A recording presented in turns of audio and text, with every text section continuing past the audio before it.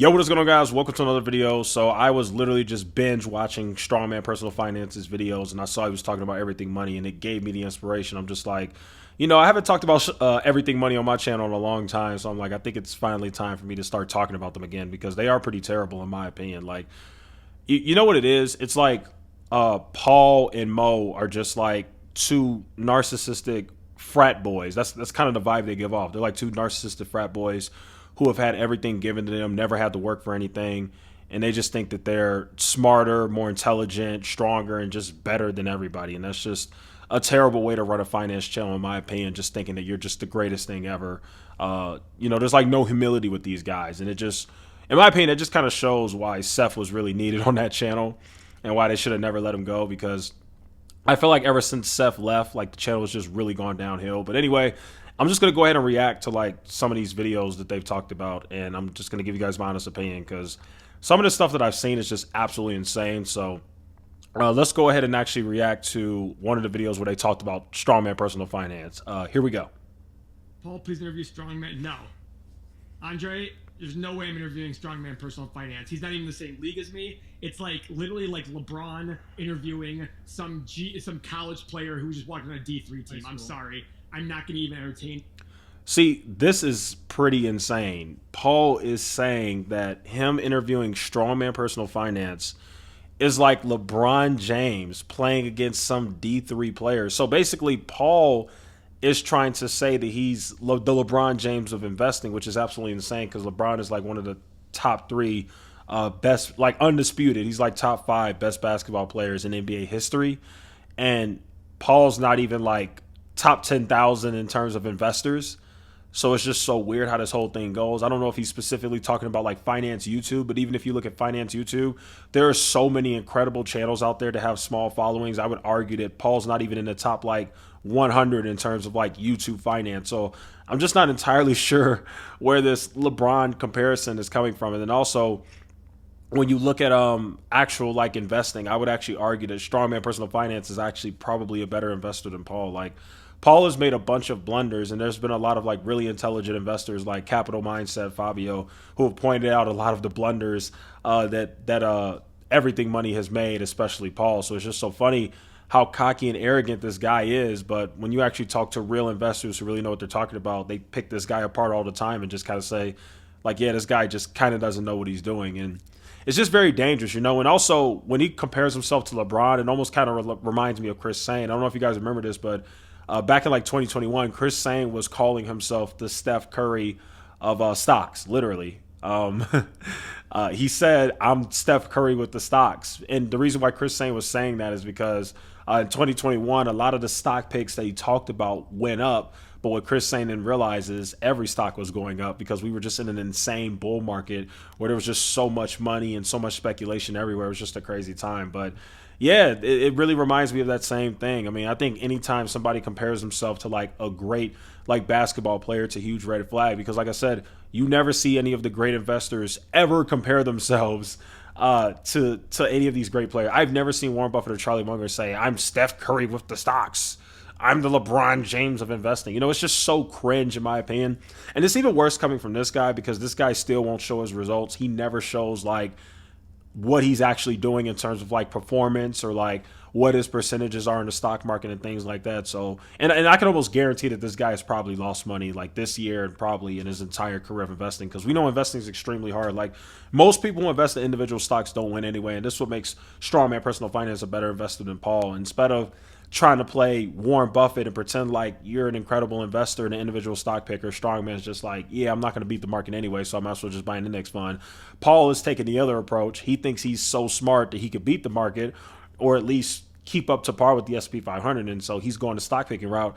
But it's just kind of insane to call yourself the LeBron James of the stock market or whatever he's saying because LeBron has a legit resume. LeBron's been playing in the league for like 18, 19 years. He's done so many things. He's won championships. He's broken so many records. It's like LeBron has solidified himself.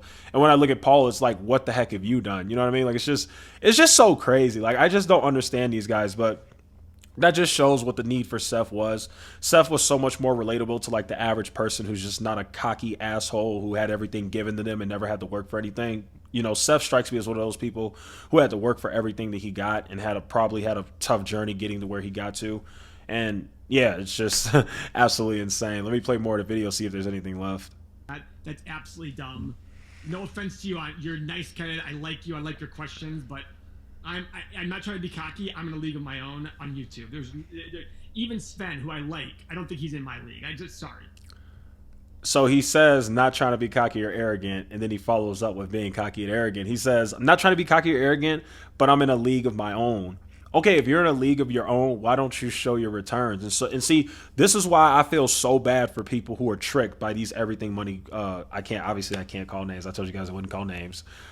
These everything money fake gurus. Okay, will be nice.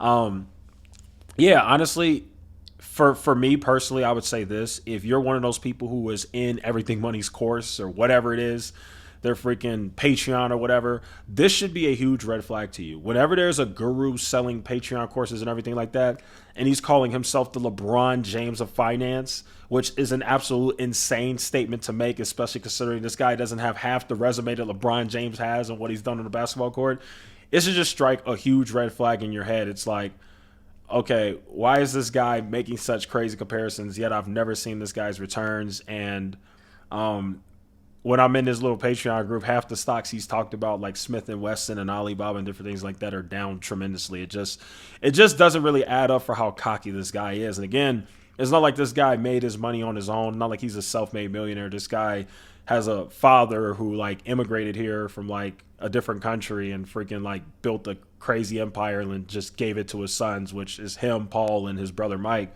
So it's just like, I just don't understand this guy. But it's unfortunate because I don't think Paul realizes. I think he's just such a cocky, narcissistic, arrogant person.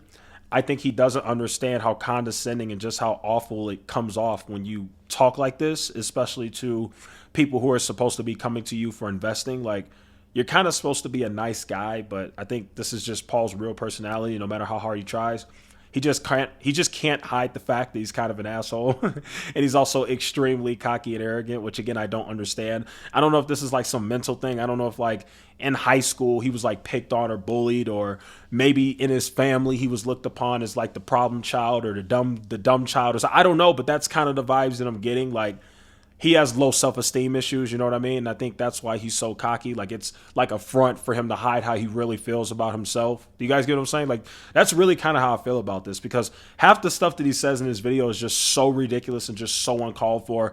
I have no choice but to think that there's like a deeper meaning behind it, you know what I mean? And then right here, I have yet another ridiculous clip from Paul. So let's actually go ahead and watch, and I'm just going to go ahead and react to it. Here we go. Very clearly, I've never taken an endorsement advertising dollar on this channel. That doesn't mean I'm not going to, but if I do, we get hit up every week for endorsements. We literally have a company that I own, Alibaba, reached out to us to endorse their stock. You know what we said? No. This is a company I own. I had a vested interest in endorsing its stock, and we said no. Why? Because we want to... All right. You got to prove that one. You gotta, I mean, I really hope his audience picked up on that and how ridiculous that is. I need you guys to understand. I know Alibaba's, spooky Chinese. I know, the spooky alien Chinese people, whatever. Alibaba is a multi-billion dollar mega business that is huge in China. And I'm here to tell you guys, companies like that, they don't advertise with YouTubers, especially a YouTuber with only 100,000 subscribers. Alibaba has all the marketing they need, one. And two, I just really want you guys to think about this, okay? I really want you guys to think about this. Why would Alibaba pay an American YouTuber to talk about the company or the stock when they're a Chinese company and mostly market to Chinese people? It just doesn't make any sense. That's one. And two, if you look at every other YouTuber, you know, the Meet Kevins of the world, if you look at YouTubers like Graham Stephan, Meet Kevin, the biggest YouTubers in the world, right? They've never had major, huge companies reaching out to them for sponsorships or to talk about. They've never had that.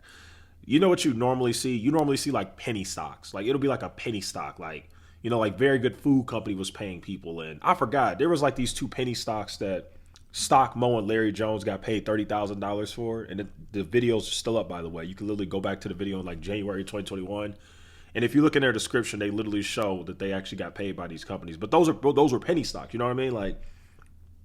Like mostly like scam companies or penny stocks pay YouTubers to promote their brands, but billion-dollar companies don't ever even think about paying some YouTuber. You know what I mean? Like if you look at like a Facebook or a Google or whatever, or Apple or something like that, like these ginormous companies, you know, they're paying like YouTube or something, like Google. And I don't mean YouTube like they're paying YouTube like actual like creators. No, they're paying to put their videos in the ads. So you know what I mean? Like it just doesn't make sense. Like these folks are paying the bigger players for their ads because they're reaching way more people. These guys don't have the reach to where a company like Alibaba would be reaching out to them. So I don't know if this guy is just straight up lying or if he got one of those scam emails and he thought it was true. And honestly, if he got one of those scam emails and he actually took it seriously, then we have a bigger problem because this isn't a guy. If you have somebody who fell for a scam investment, because I get a bunch of scam endorsements, a bunch of them that are like, hey, like I got one from Netflix. Literally, I got one that was like, hey, you know, and they didn't even write the email right. Like they wrote the email so unprofessionally. Like these scam emails are so bad. I find it very hard to believe that whatever scam email he got was written professionally. I don't know if he just skimmed it and didn't fully read it. I don't know, or I don't know if he just really thinks that Alibaba would reach out to him, or maybe he's just such a narcissist. Maybe he's just such an egotistical maniac that you know that he really thinks that Alibaba will reach out to him. You know, that might be what it is. I think because he's such a narcissist and he thinks so highly of himself, he probably didn't even think twice to actually check and look into the email that he got. He probably really thinks that he's so great and his channel is so amazing. And he's such a great investor that Alibaba would actually reach out to him. But I think most of us are smart enough, at least I hope, to know that there's no way in hell Alibaba reached out to him. Like, that's insane. Like, come on. I really think his audience should call him out on that because that's a crazy accusation to make about yourself. Like, that's a crazy thing to say that Alibaba reached out to him, a multi-billion-dollar company reached out to him to talk about their stock. Like that's insane. Like if I was his audience, I would be pushing really hard. Like I'd be like, hey, as a paid Patreon member, I want to see proof that Alibaba reached out to you because I don't believe it. And I think you're lying. And if he's lying, that opens the door to what else could he possibly be lying about? You know what I mean? So anyway, those are my thoughts on everything money.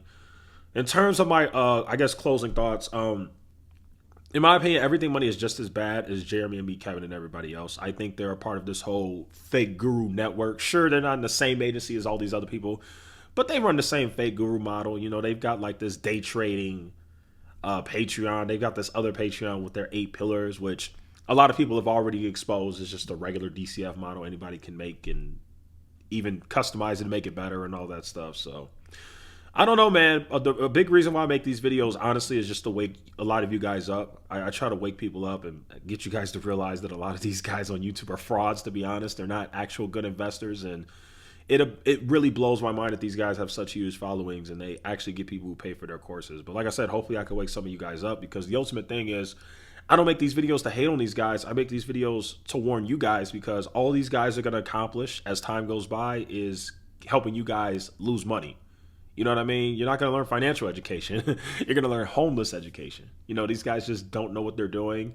And again, I don't know why anybody would ever put trust in these guys who just talk highly about themselves and put people down every single video. Like that has to be draining. Like that's one of the main reasons why I don't even watch these people. Like I said, to me, Paul, Gabriel, whatever his name is, and Mostafa are just like, they just remind me of just like 2 super privileged frat boys who've just had everything given to them and just think that they're hot crap and just think that they're literally better than everybody and everybody's beneath them and stuff. It's like, who would want to surround themselves with people like that? Like, that's awful. So, again, I don't know, man. I'm just a warner. I'm just giving my opinion and trying to save as many people as I can because I'm telling you, you stick with these guys long enough, you're going to lose a lot of money. Like, these guys don't know what they're doing either. You know what I mean? And like I said, whenever somebody calls himself the LeBron James of investing or the Steph Curry of investing, huge red flag. So anyway, there you guys have it. That'll conclude today's video. Thanks so much for watching. See you in the next one.